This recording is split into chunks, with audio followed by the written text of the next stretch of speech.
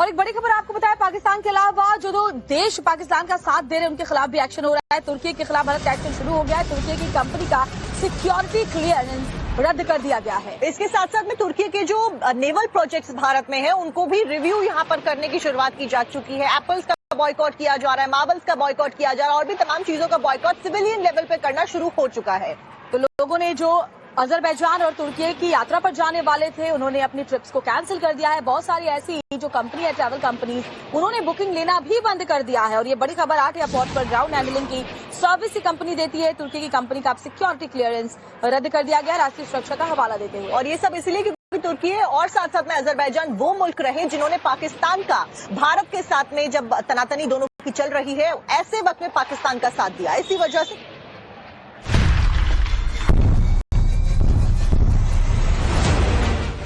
आतंक की फैक्ट्री यानी पाकिस्तान का साथ देना तुर्की को इस कदर महंगा पड़ेगा, ये तुर्की ने सोचा भी नहीं होगा।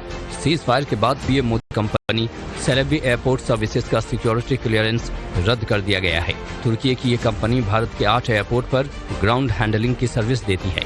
राष्ट्रीय सुरक्षा का हवाला देते हुए Bureau of Civil Aviation Security ने तुर्की की इस कंपनी पर एक्शन लिया है। तत्काल प्रभाव से तुर्की की कंपनी का सिक्योरिटी क्लियरेंस रद्द करने का आदेश जारी। मोदी सरकार अब देश भर में चल रहे तुर्की के निवेश वाले प्रोजेक्ट्स की समीक्षा करने जा रही है। यूपी, दिल्ली समेत देश के 5 राज्यों में चल रहे मेट्रो, टनल और निर्माण प्रोजेक्ट्स पर इसका सीधा असर पड़ सकता है। ऑपरेशन सिंदूर के बाद मोदी सरकार ने तुर्की की कंपनियों से जुड़े सभी समझौतों को रिव्यू करना शुरू कर दिया है। ये समझौते मेट्रो, रेल, सुरंग निर्माण और एयरपोर्ट सर्विसेज से लेकर एजुकेशन और मीडिया जैसे फील्ड्स में किए गए हैं। भारत में मैन्युफैक्चरिंग, एविएशन, मेट्रो, रेल और आईटी जैसे सेक्टर्स में काम कर रही तुर्की की कंपनियों की भूमिका का दोबारा रिव्यू किया जा रहा है। IBEF यानी इंडिया ब्रांड इक्विटी फाउंडेशन की फरवरी 2025 की रिपोर्ट के मुताबिक फाइनेंशियल ईयर 2023-24 में भारत तुर्की के बीच आपसी व्यापार 28,000 करोड़ रुपए के पार पहुंच गया था। तुर्की के ऊपर प्रधानमंत्री नरेंद्र मोदी इतना सख्त एक्शन लेंगे ये कभी किसी ने सोचा भी नहीं होगा। आम जनता से लेकर व्यापारिक संगठनों ने फिलहाल तुर्की के खिलाफ में मोर्चा खोल दिया है। और BRICS Chamber of Commerce and Industries ने तुर्की के साथ सभी जो व्यापारिक संबंध है उनके भी बॉयकॉट की बात कही है। आपको भी दिखाते हैं कि तुर्की पर इसका क्या असर होगा।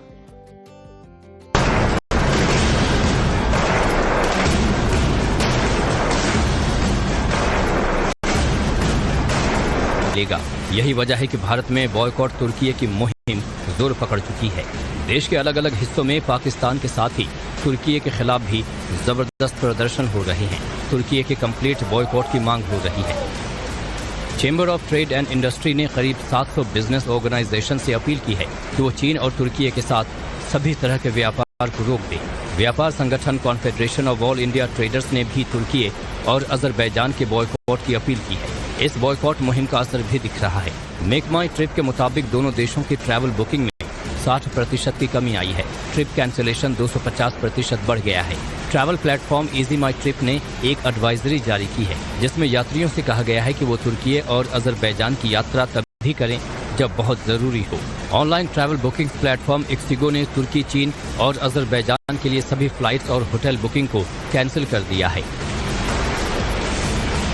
BRICS Chamber of Commerce and Industry के अध्यक्ष हरवंश चावला के मुताबिक आतंकी मुल्क का साथ देने वालों के साथ किसी को ट्रेड नहीं करना चाहिए।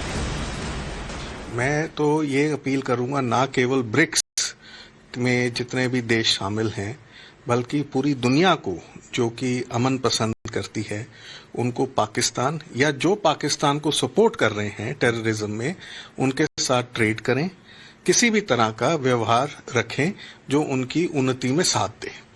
क्योंकि कोई भी स्टेट अगर टेररिज्म को सपोर्ट करता है तो वो गलत है। तो वहीं गुजरात के राजकोट में टूर ऑपरेटर्स ने तुर्की के टूर का बॉयकॉट कर दिया है। तो तुर्की को हमने पूरे का पूरा बॉयकॉट किया है क्योंकि वो टेररिस्ट कंट्री का साथ दे रहे हैं। वो हमारे पैसों से हमारा पैसों से वो मतलब डिफेंस खरीद के वो हमारे खिलाफ ही वो यूज कर रहे हैं। पूरे का पूरी तरह तुर्की का हमने बैन कर दिया है। तो वहीं मौलाना आजाद राष्ट्रीय उर्दू विश्वविद्यालय ने तुर्की के यूनुस एमरे इंस्टीट्यूट के साथ MOU को तत्काल प्रभाव से रद्द करने का ऐलान किया है। क्लियरेंस रद्द कर दिया गया है। तुर्की की ये कंपनी भारत के 8 एयरपोर्ट पर ग्राउंड हैंडलिंग की सर्विस देती है। राष्ट्रीय सुरक्षा का हवाला देते हुए Bureau of Civil Aviation Security ने तुर्की की इस कंपनी पर एक्शन लिया है। तत्काल प्रभाव से तुर्की की कंपनी का सिक्योरिटी क्लियरेंस रद्द करने का आदेश जारी। मोदी सरकार अब देश भर में चल रहे तुर्की के निवेश वाले प्रोजेक्ट्स की समीक्षा करने जा रही है। यूपी, दिल्ली समेत देश के 5 राज्यों में चल रहे मेट्रो, टनल और निर्माण प्रोजेक्ट्स पर इसका सीधा असर पड़ सकता है। ऑपरेशन सिंदूर के बाद मोदी सरकार ने तुर्की की कंपनियों से जुड़े सभी समझौतों को रिव्यू करना शुरू कर दिया है। ये समझौते मेट्रो, रेल, सुरंग निर्माण और एयरपोर्ट सर्विसेज से लेकर एजुकेशन और मीडिया जैसे फील्ड्स में किए गए हैं। भारत में मैन्युफैक्चरिंग, एविएशन, मेट्रो, रेल और आईटी जैसे सेक्टर्स में काम कर रही तुर्की की कंपनियों की भूमिका का दोबारा रिव्यू किया जा रहा है। IBEF यानी इंडिया ब्रांड इक्विटी फाउंडेशन की फरवरी 2025 की रिपोर्ट के मुताबिक फाइनेंशियल ईयर 2023-24 में भारत तुर्की के बीच आपसी व्यापार 28,000 करोड़ रुपए के पार पहुंच गया था। तुर्की के ऊपर प्रधानमंत्री नरेंद्र मोदी इतना सख्त एक्शन लेंगे ये कभी किसी ने सोचा भी नहीं होगा। आम जनता से लेकर व्यापारिक संगठनों ने फिलहाल तुर्की के खिलाफ में मोर्चा खोल दिया है। और BRICS Chamber of Commerce and Industries ने तुर्की के साथ सभी जो व्यापारिक संबंध है उनके भी बॉयकॉट की बात कही है। आपको भी दिखाते हैं कि तुर्की पर इसका क्या असर होगा।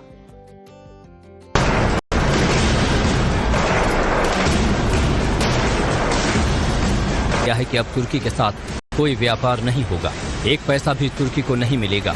यही वजह है कि भारत में बॉयकॉट तुर्की की मुहिम जोर पकड़ चुकी है।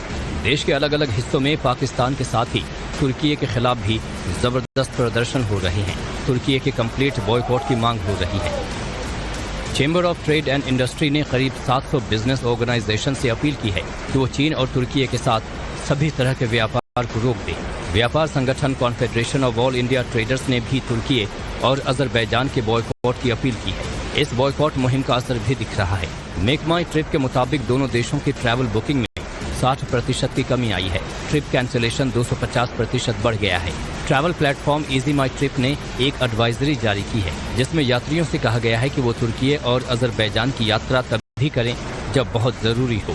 ऑनलाइन ट्रैवल बुकिंग प्लेटफॉर्म एक्सिगो ने तुर्की, चीन और अजरबैजान के लिए सभी फ्लाइट्स और होटल बुकिंग को कैंसिल कर दिया है।